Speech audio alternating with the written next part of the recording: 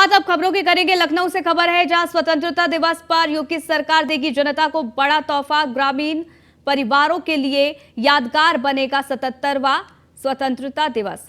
आपको बता दें कि 76वां स्वतंत्रता दिवस पर बड़ी सौगात यहां पर दी जाएगी। आजादी के अमृत महोत्सव में स्वच्छ पेयजल का सपना होगा पूरा। 9 करोड़ ग्रामीणों को घर घर नल से जल का तोहफा यहां पर योगी सरकार देगी। 4 साल में योगी सरकार ने 56.83% परिवारों तक जल पहुंचाया है। तो योगी सरकार का जनता को बड़ा तोहफा। स्वतंत्रता दिवस पर यहां पर बड़ा तोहफा दिया जाएगा। यादगार यहां पर स्वतंत्रता दिवस को बनाया जाएगा। आजादी के अमृत महोत्सव वर्ष में स्वच्छ पेयजल का जो सपना है वो पूरा होगा।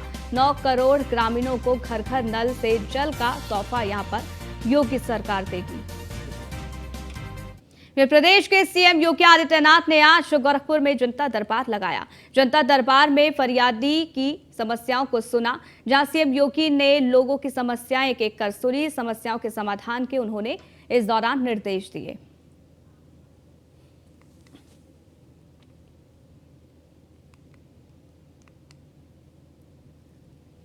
गोरखपुर दौरे पर मुख्यमंत्री योगी आदित्यनाथ। सीएम योगी के गोरखपुर दौरे का दूसरा दिन। सीएम ने गोरखपुर के वेयर हाउस की सौगात दी है। वेयर हाउस से पूर्वांचल को लाभ होगा, ये सीएम योगी आदित्यनाथ ने कहा। पहले यूपी में निवेशक नहीं आते थे, निवेश से बड़े पैमाने पर रोजगार भी मिलेगा। बड़ी कंपनियां यूपी में निवेश कर रही हैं। आज का समय तकनीकी का है, समय के हिसाब से तकनीकी में बदलाव जरूरी है। बाजार से जुड़ेंगे तो फायदा होगा, ये सीएम योगी आदित्यनाथ ने बड़ी बातें अपने संबोधन के दौरान कही।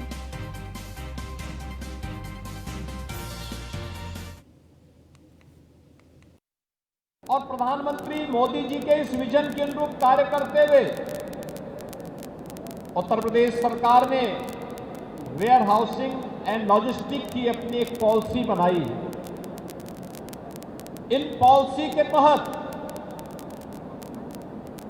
बड़े पैमाने पर निवेशकों को निवेश करने के लिए प्रदेश में भी आमंत्रित किया। और यही नहीं, बड़े बड़े वेयर हाउसिंग के साथ साथ हम लोगों ने तो हर ब्लॉक स्तर पर महिला स्वयंसेवी समूह और वहां के प्रगतिशील किसानों को भी कहा कि हम आपको अनुदान देंगे, आप अपने यहां छोटे छोटे वेयर हाउस तैयार करिए, कोल्ड स्टोरेज बनाइए, जिससे आपकी उत्पाद को अधिक दाम मिल सके। और उस दिशा लगातार कार्य हो रहा है। ये भी मुझे प्रसन्नता है कि 2022 में जब हम लोग Uttar Pradesh global investor summit का आयोजन करने की तैयारी कर रहे थे, उस समय जो जनपद स्तर पर वेयर हाउसिंग एंड लॉजिस्टिक की पॉलिसी के तहत निवेश की संभावनाओं को आमंत्रित कर रहे थे, उसी समय श्री एसोसिएट ने राज्य सरकार के साथ अपना एमओयू किया और मात्र 9 महीने के अंदर इसको बना करके भी खड़ा कर दिया है। इस वेयर हाउस के निर्माण में लगभग 30 करोड़ रुपए पूरी पूंजी लगी है, जमीन, स्ट्रक्चर पूरा उसको खड़ा करने में। और इसमें यानी ये पूरा वेयर हाउस इसके साथ बन करके तैयार हुआ है। स्वाभाविक रूप से उत्तर प्रदेश की वेयर हाउस एंड लॉजिस्टिक नीति वेयर हाउस के निर्माण के मूल्य की लागत पर हम प्रदेश सरकार के द्वारा छूट भी देते हैं। लखनऊ से खबर है जहां आरएलडी अध्यक्ष जयंत चौधरी का बड़ा बयान सामने आया है। बीजेपी में जाने की खबरों पर बोले हैं जयंत चौधरी, अफवाहों पर ध्यान नहीं देना चाहिए। आरएलडी इंडिया गठबंधन के साथ खड़ी है, ये जयंत चौधरी की तरफ से कहा गया है। लोकसभा में पीएम के भाषण पर बोले जयंत चौधरी, पीएम ने मणिपुर पर भाषण देकर खानापूर्ति की है। मणिपुर में विश्वास बहाल होना चाहिए।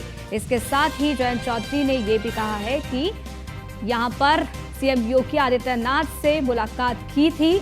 आरएलडी के विधायकों ने चर्चा की थी। जयंत चौधरी बीजेपी के साथ जाने वाले हैं। जयंत चौधरी ने अब सारी खबरों को अफवाह यहां पर बताया है। तो आरएलडी अध्यक्ष का बड़ा बयान यहां पर सामने आया है। सदन के आगे नतमस्तक होकर भावुक होकर अगर लेकिन वो भावनाएं आज हमें दिखाई नहीं देती। प्राथमिकता देनी चाहिए पार्लियामेंट्री प्रोसीडिंग। हर संसद के सत्र के पहले प्रधानमंत्री जी संसद के बाहर होकर बयान दे देते हैं और उसके बाद पार्लियामेंट में शामिल नहीं। जैन जी, नया सीआरपी सीआरएफ को लेकर कह रही है, अभी कानून नहीं बना है, स्थायी संसदीय समिति भी जारी। जो भी आदित्यनाथ का बयान आया है कि समाजवादी पार्टी और कांग्रेस जब भी साथ आती है तो विनाश होता है। मैं नहीं कुछ कहूँगा सदन के आगे।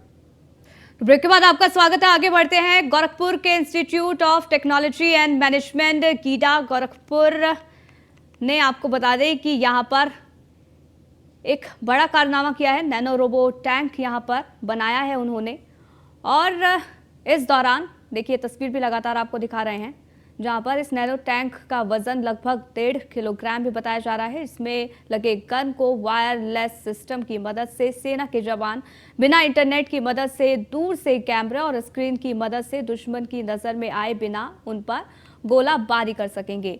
छात्रों ने प्रोजेक्ट को संस्थान के सहायक आचार्य विनीत राय के निर्देशन में तैयार किया है। ये नैनो टैंक दुश्मन के बिछाए लैंडमाइन को नष्ट कर सकता है। साथ ही साथ रेडियो रिमोट ऑपरेटिंग सिस्टम से लैस ये नैनो रोबो टैंक दुश्मन की गतिविधियों पर भी नजर रखेगा। इसे बनाने में तकरीबन 18,000 रुपए का खर्च भी आया है। इस टैंक को बनाने में gear, motor, gun barrel, pipe, साथ ही साथ radio remote, 3.7 voltage battery, mini LCD screen, साथ ही साथ आपको ये बता दें कि इलेक्ट्रॉनिक ट्रिगर, रेडियो, कैमरा इत्यादि उपकरणों का प्रयोग यहाँ पर किया गया है। संस्थान के निदेशक डॉक्टर NK सिंह ने ये बताया है कि हमारे कॉलेज में इनोवेशन सेंटर भी है, जिसमें छात्र अपने नए नए आइडियाज के ऊपर कार्य करते हैं और देश और समाज के लिए उपयोगी यंत्रों का निर्माण भी यहाँ पर कर रहे हैं। इसी क्रम में संस्थान के छात्रों ने स्वतंत्रता दिवस के अवसर पर देश के जवानों की सुरक्षा के लिए एक नैनो रोबो आर्मी टैंक तैयार किया है, जो दुश्मन की नजर में आए बिना उन पर नजर रख सकता है।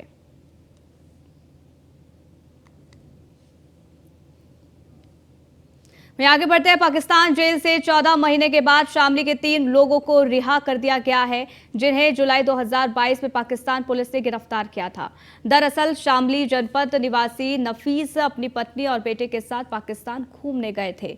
भारत वापस आते वक्त पाकिस्तान पुलिस ने संदिग्ध गतिविधियों के चलते उनको गिरफ्तार कर जेल भेज दिया, जिन्हें अब अपराध ना साबित होने के चलते रिहा कर दिया गया है।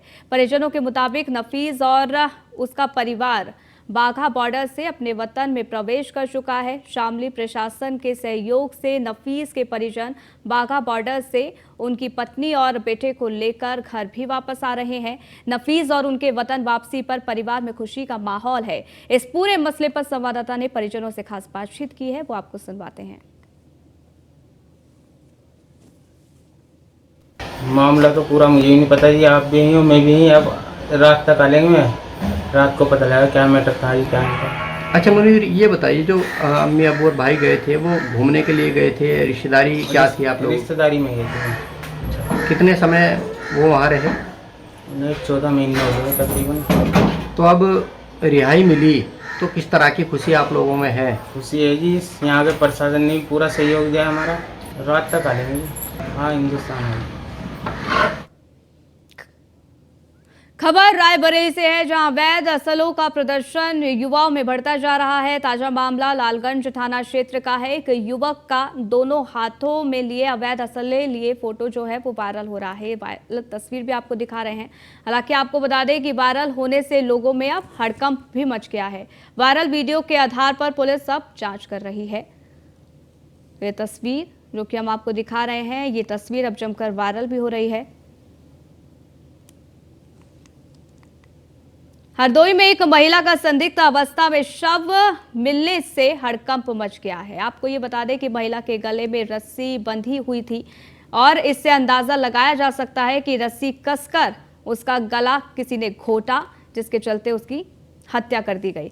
घटना की सूचना मिलने के बाद एसपी सहित तमाम पुलिस फोर्स मौके पर पहुंचा। पुलिस मामले की अब जांच कर रही है। बताया जा रहा है कि महिला प्राथमिक विद्यालय में रसोइया थी, जो कि कल से लापता थी। आज सुबह इसका शव बरामद हुआ है। दरअसल अतरौली थाना क्षेत्र के बहुती कला गांव निवासी 50 वर्षीय महादेई पत्नी महावीर दलेलपुर गांव के प्राथमिक विद्यालय में रसोइया थी, जो रोज की तरह शनिवार को भी प्राथमिक विद्यालय को खाना बनाने गई थी।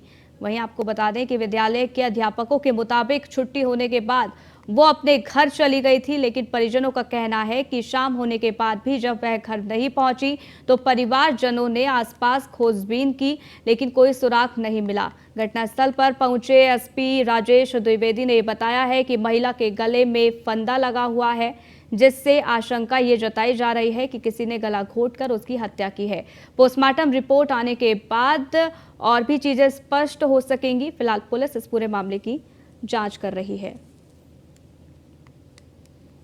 पाकिस्तान जेल से 14 महीने के बाद शामली के 3 लोगों को रिहा कर दिया गया, जिन्हें जुलाई 2022 में पाकिस्तान पुलिस ने गिरफ्तार किया था। दरअसल आपको बता दें कि शामली जनपद निवासी नफीस अपनी पत्नी और बेटे के साथ पाकिस्तान घूमने के लिए गया था।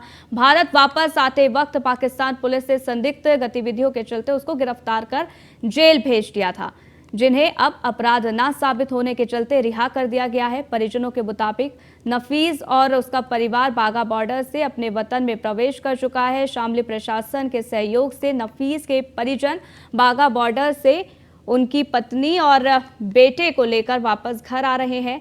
नफीस और उनके वतन वापसी पर घर में खुशी का माहौल भी है। इस पूरे मसले पर संवाददाता ने परिजनों से खास बातचीत की। मामला तो पूरा मुझे भी नहीं पता जी, आप भी यहीं हो मैं भी यहीं। अब रात तक आ लेंगे, रात को पता लगा क्या मैटर था जी क्या नहीं था। अच्छा मुनीर, ये बताइए जो अम्मी अबू और भाई गए थे वो घूमने के लिए गए थे, रिश्तेदारी क्या थी आप लोग? रिश्तेदारी में गए थे। कितने समय वो वहाँ रहे? उन्हें 14 महीने हो गए तकरीबन। तो अब रिहाई मिली तो किस तरह की खुशी आप लोगों में है? खुशी है जी, यहाँ के प्रशासन ने पूरा सहयोग दिया हमारा। रात तक आ लेंगे। हाँ, हिंदुस्तान है। मामला तो पूरा मुझे भी नहीं पता जी, आप भी यहीं हो मैं भी यहीं। अब रात आ लेंगे, रात को पता। शामली के 3 युवक पाकिस्तान जेल में 15 माह से बंद थे। आज उन तीनों युवकों की पाकिस्तान जेल से रिहा हुई है। शामली के युवक नफीस के मकान पर मौजूद है। आज हमारे साथ उनके छोटे बेटे मुईर साथ में है।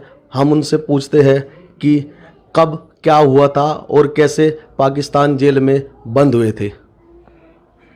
जी, ये 14 महीने पहले गए थे, रिश्तेदारी में गए थे और आज में रिहा हुए वहाँ से। घर में परिवार में खुशी का माहौल है। क्या प्रशासन की तरफ से आपको कितना सहयोग मिला है? प्रशासन की तरफ से सारा ही सहयोग है, सब कुछ प्रशासन ने करा, हमने तो कुछ भी नहीं किया। अच्छा, कब गए थे ये पाकिस्तान घूमने के लिए? 14-15 महीने पहले गए थे मैं। अच्छा, क्या लेने के लिए गए थे पाकिस्तान में? ये नहीं पता है, तो रिश्तेदारी में गए थे। पहले भी गए हैं पाकिस्तान घूमने के लिए? इससे पहले भी? हाँ, पहले भी गए थे। कितनी बार जा चुके पाकिस्तान? दूसरी बार गए थे, अब पहले कभी गए होंगे कुछ पता नहीं। शामली के 3 युवक पाकिस्तान जेल में 15 माह से बंद थे। आज उन तीनों युवक